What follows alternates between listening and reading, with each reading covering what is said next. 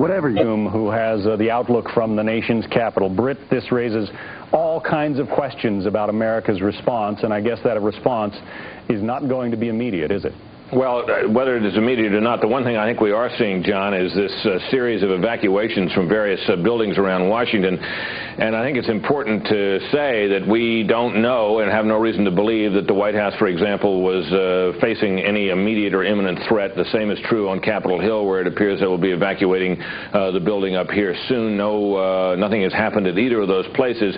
Obviously, if you put yourself in the position of officials with responsibility for any of these places, the safe move in light of what we've seen is to evacuate places, just as the safe move was for the authorities to close the airports to keep any new planes out of the sky. So I think we have a blend here of things that have really happened, which are chilling in themselves, and things that are happening out of precaution that may or may not denote any particular threat. So it's worth keeping all that in mind. As for whether there'll be any retaliatory action by the United States, obviously that's days away, and we're, if not longer, it may be a long time before we know exactly how this was orchestrated, organized, by whom, and so on.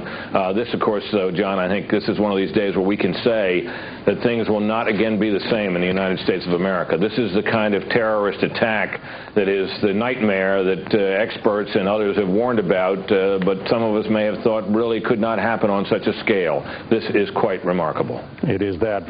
Britt Hume in Washington, thanks very much. And I think when the investigation is all over, we will find that this was perhaps somewhat easy to pull off, but that is yet to come. Jim Angle is joining us now from Washington. Jim, what can you tell us about that fire outside the Pentagon? Jim Angle, are you with us? I can tell you first that the roads around the White House, the streets around the White House, were blocked seconds ago. Members of the Uniform Division of the Secret Service ran out to intersections and started diverting traffic. There are emergency vehicles on almost every block around the White House. The road south of the White House has also been blocked. And as you know, the White House is being evacuated. Federal employees are standing on the street corners in and around the White House, having left the building for fear of another attack. As you come into Washington from Virginia, about 2 miles from the Pentagon, you can see the smoke billowing up from the building. Huge clouds of smoke. So much so that commuters coming into town have pulled over to the side of a busy freeway, what is ordinarily a busy freeway, and are sitting, watching in amazement as the symbol of the United States Defense Establishment goes up in smoke. So there is an amazement all over Washington. People are not sure what to think. You've got a lot of federal employees standing around in this area watching as the streets are blocked off and emergency vehicles rush to and fro. We're not sure what they are up to, but clearly there is concern about the safety of the White House and the surrounding buildings. John. Jim, do you know anything about what kind of plane or helicopter is involved in that Pentagon incident?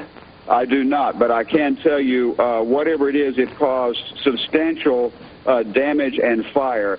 I can't tell you how large the smoke plumes are coming from the Pentagon. Jim, let me interrupt you. We're looking at live pictures of the World Trade Center literally starting to crumble.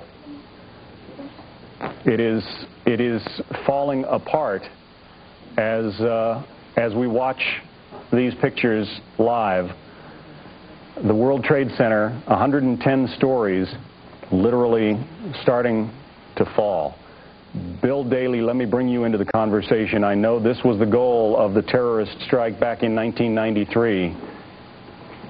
Yeah, John, it was, and they thought they could do it by putting charges down in the basement and damaging the understructure. As much as these buildings were built to withstand a certain large hit, and including some aircraft, apparently the structural integrity appears, from what we can see here, to be faltering to some degree. They were not designed, perhaps, to take a direct strike from something the size of a 737 or perhaps an Airbus, perhaps fully loaded with fuel. Steel will melt, and that. All right, David Lee Miller is still with us. David, what can you tell us? David Lee Miller, can you tell us what happened there? All right. David Lee Miller, who has seen his share of horrors around the world in trouble spots in the Middle East and elsewhere, is in that area reporting on what we think we can see. I want to stress it's tough to... Hello? Yeah, David Lee, what can you tell us? John, the scene is horrific. One of the two towers literally collapsed. I was making my way to the foot of the World Trade Center. Suddenly, while talking to an officer who was questioning me about my press credentials, we heard a very loud blast, an explosion. We looked up, and the building literally began to collapse before us. There was debris falling, I'd say at least 3/4 the height of the building. People within the entire perimeter began literally, including myself, which is why I'm out of breath, to run for our lives. And I am now standing in a black cloud of smoke left over from the debris. There's soot. It's difficult to breathe.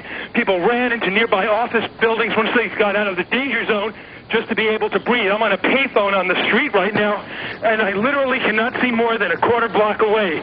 That's how thick the smoke is. I'm on Murray Street and West Broadway, for those who know Lower Manhattan. Not clear now is why this explosion took place. Was it because of the planes that two planes dual attacks this morning, or was there some other attack which there has been talk of here on the street? But I can tell you this, that the police have moved people back, and it's going to be a long time. Yeah, David, we are looking at the replay of what happened that you're describing. It happened just moments ago. It sure appears that, I'm just guessing now, that they gave way. The loss of life here is going to be enormous. May God help those who are there, and the victims and their families, and all the souls that are lost today. I think it's safe to say that virtually every family in America is going to be touched by this disaster. This is what the terrorists back in 1993 tried to accomplish when they drove a van laden full of bombs into the garage. Apparently they were successful. John? Let me bring in the former governor of New York, Mario Cuomo. He's with us by telephone now. Governor, what's your reaction? That's the only thing I can ask you. It's the same as everyone else's. Everybody now is holding their breath and measuring the extent of the tragedy as it grows from moment to moment. And that will be the story, I'm sure, for the next 24 hours, is how much damage was done. I think the longer-range story is even more terrible. The longer-range story is who did it and why.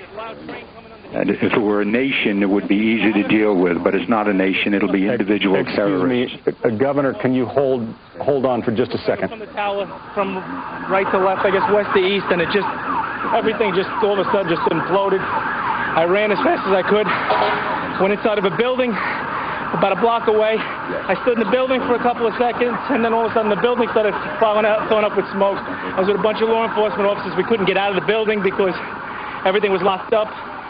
And then I came out, and everything was filled with ash, and it looks like I'm in a surreal movie. Do you know if it was an explosion or if it was a building collapse?